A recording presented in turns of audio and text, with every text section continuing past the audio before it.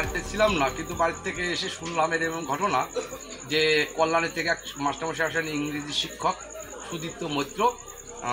আজকের ঘটনার পরে নাকি শোনা গেছে যে অনেকেই নাকি এরকম অভিযোগ আছে যে উনি এই ধরনের কাজবাজটা করেন, কিন্তু এটা কতটা সত্য কতটা মিথ্যা আমি তো বলতে পারবো না।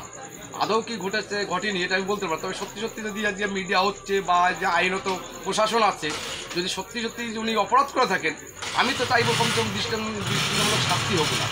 এছাড়া আমার কিছু বলা নেই, কারণ আমি যদি জানতাম বিষয়গুলো সঠিক প্রমাণ পেতাম তাহলে হয়তো অনেক কিছু বলতাম, কিন্তু আইনত যাতে আগে দেখুক ন্যায় অন্যায় যদি করে থাকে অবশ্যই ওনার আমি চাই দৃষ্টান্তমূলক শাস্তি হোক। বাজিতপুর স্কুলে গতকাল ছাত্রছাত্রীরা মানে নবম শ্রেণী এবং অষ্টম শ্রেণীর কয়েকজন ছাত্রী আমার কাছে অভিযোগ করেছে ওই সুদীপ্ত মিত্রের বিরুদ্ধে অশালীন আচরণের জন্য।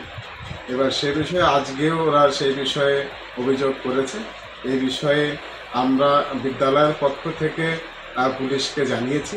পুলিশকে জানিয়ে পুলিশ দ্রুততার সহিত সেই ব্যবস্থা গ্রহণ করছে যাতে বাইরের উত্তেজনাও সামাল দিতে পারে, সেজন্য পুলিশকে আমরা অনুরোধ করছি।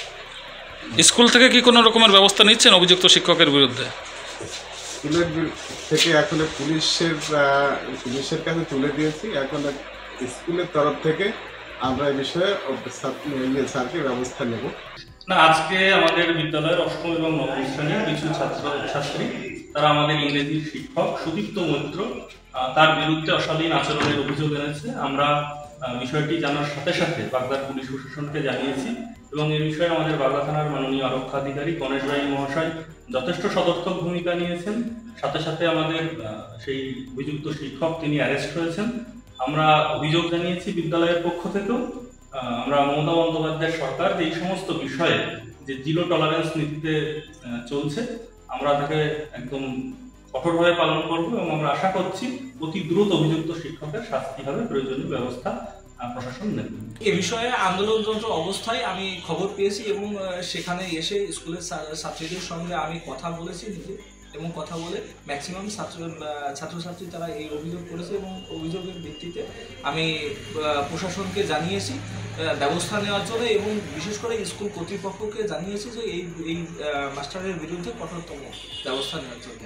স্কুলের ছেলেমেয়েরা ক্লাস 9 থেকে 12 ক্লাস তারা ছেলেমেয়েরা সহ অভিযোগ করেছি, হেডমাস্টারের কাছে করেছি, স্কুল কর্তৃপক্ষের আধিকারিক আছে তাদের কাছে করেছি।